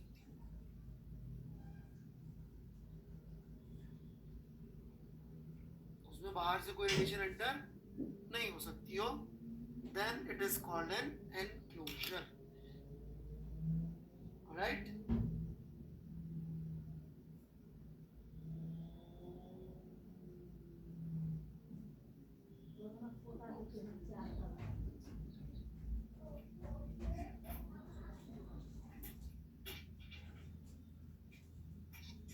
पता नहीं कतूरिया जी, इन्हीं सब हरकतों की वजह से मैं आपके सवालों के आंसर नहीं देता।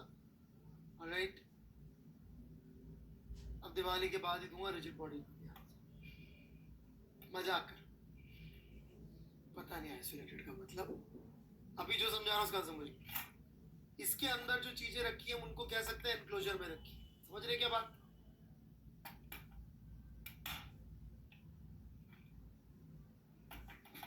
बाहर से कोई रेडिएशन नहीं जा रही और सारी सरफेसेस एक ही टेम्परेचर, राइट?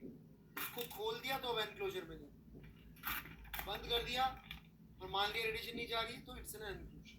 ठीक है? Why it is important? Because power radiated, इसका तो फॉर्मूला है, एनर्जी एब्सॉर्ब्ड का नहीं है।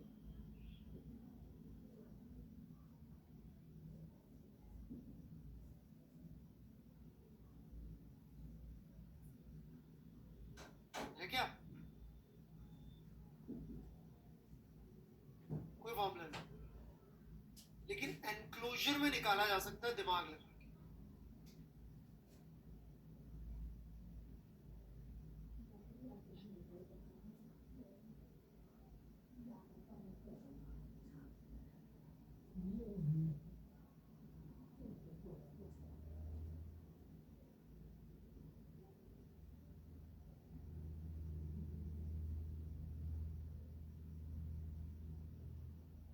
ये बच्चा जो भी नाम रखे है, ये शायद परमवीर चक्र किसी वीर गति प्राप्त हुए सोल्जर का नाम है।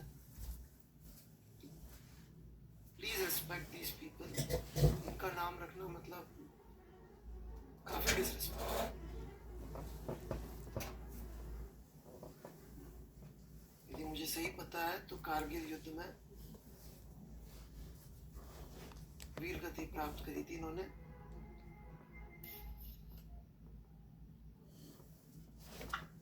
काफी शेमफुल है जो भी यूजर हमारे लिए जिन्होंने अपनी जान दे दी उनका नाम ऐसे मिसयूज कर, रियली शेमफुल।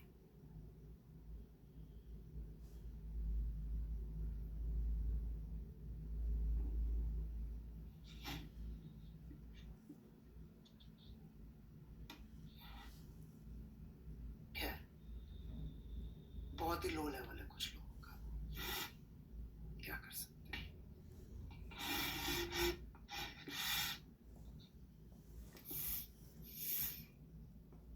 ये समझ में आ रही सिचुएशन?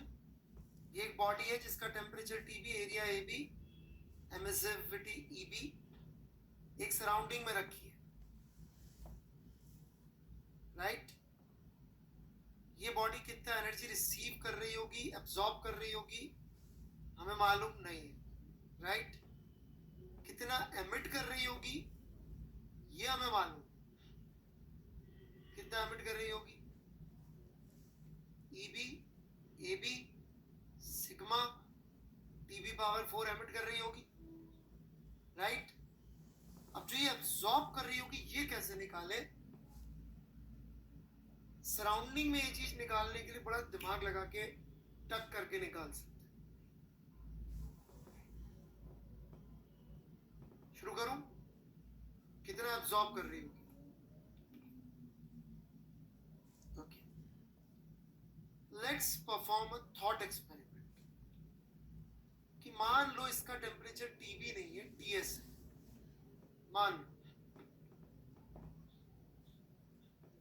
तो क्या अब इसका टेम्परेचर वेरी होएगा?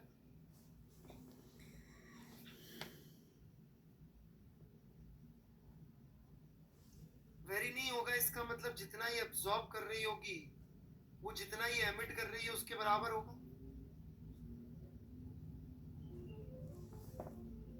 इसका मतलब इस सिचुएशन में इसके द्वारा एब्जॉर्ब हो जाएगी energy EB AB sigma TS power 4।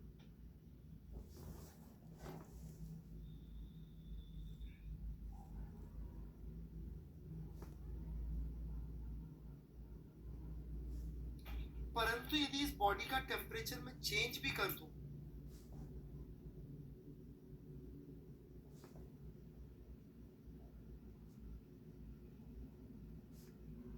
तो पी एब्जॉर्प्शन चेंज होगा क्या?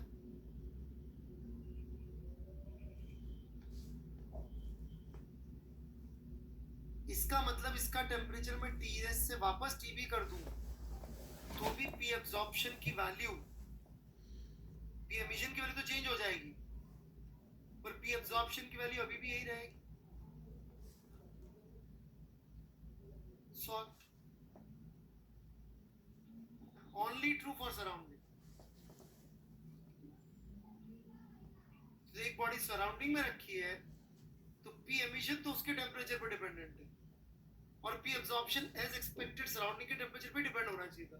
बट एग्जैक्ट वैल्यू कितनी आएगी हमने सिर्फ दिमाग से निकाला ये करके कि उसको ये थर्मल इक्विलिब्रियम में ले जाए तो जितनी एब्जॉर्ब करेगा उतनी किसी और समय पे भी एब्जॉर्ब करेगा। इससे मैं और बढ़िया बढ़िया चीजें निकाल के दिखाऊंगा अगली क्लास में।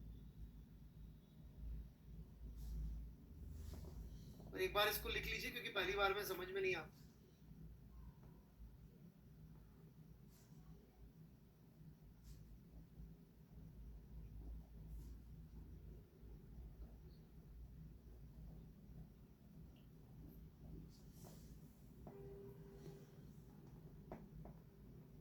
आप अपना नाम चेंज नहीं करेंगे क्या? जिसने भी नाम रखा है परमवीर चक्र,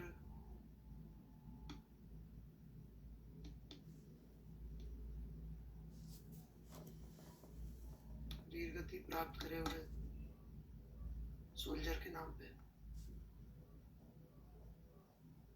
चलिए बाय बाय नहीं करेंगे।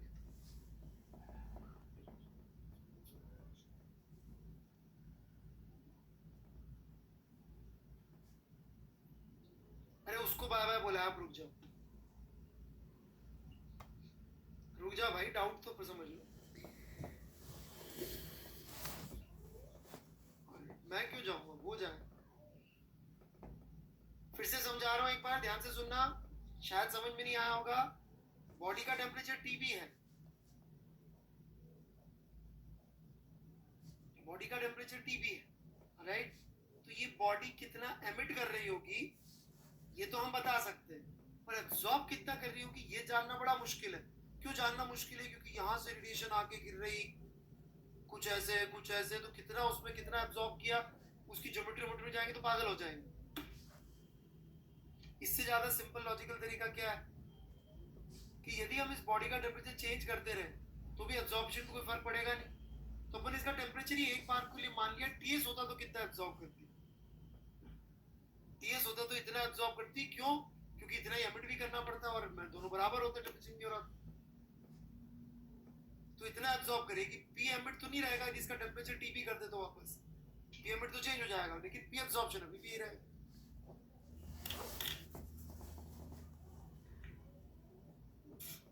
क्लियर है? पक्का?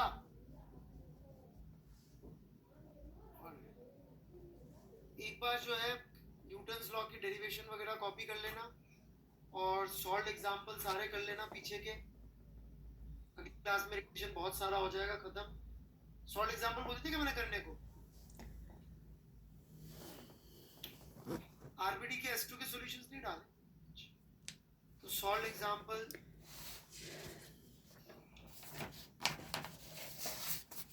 16 से लेकर आखिर तक, वर्कड आउट एग्जांपल 16 से आगे।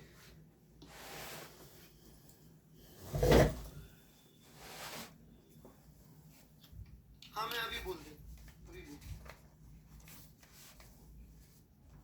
अरे सुप्रीत जी मुझे भी अच्छा नहीं लग रहा, पर अब मैं क्या करूं बेटे।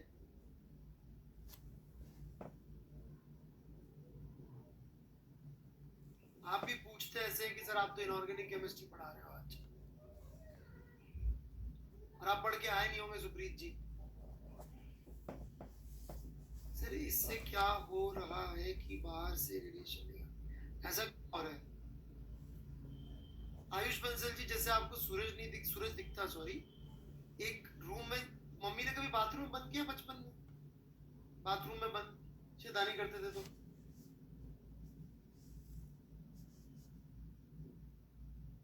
नहीं किया। एक बार बंद हो जाइएगा बाथरूम में जाके, ऑलराइट।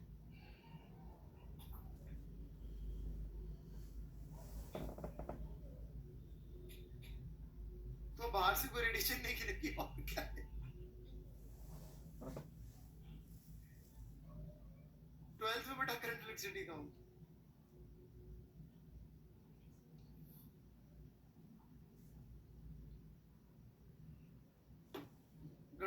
गणोते जी बहुत बहुत जन्मदिन की शुभकामनाएं। या किसी उसमें बंद हो जाइएगा तो बंसल जी, कोई भी अलमारी में या डिब्बे विब्बे में, बस खोलने के लिए किसी को रखना है ना, ताकि कहीं कोई दुर्घटना ना हो जाए। ठीक है,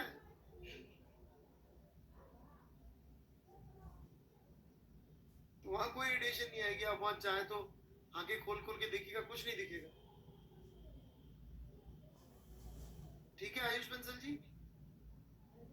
अरे डिब्बा मतलब यार संदूक बड़ा वाला, मतलब छोटा नहीं ना, बड़ा डिब्बा मान लो यार, ऊपर क्या।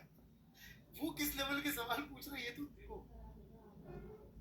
आंसर के ऊपर आप लोग वो कर रहे हो, सवाल का लेवल तो देखो यार, कितना लेवल गिरो। नहीं नहीं अच्छी मैकेनिक्स जैसा बिल्कुल नहीं है रेडिएशन, इसीलिए बहुत टफ भी है, बहुत अच्छे सवाल भी आते हैं जी।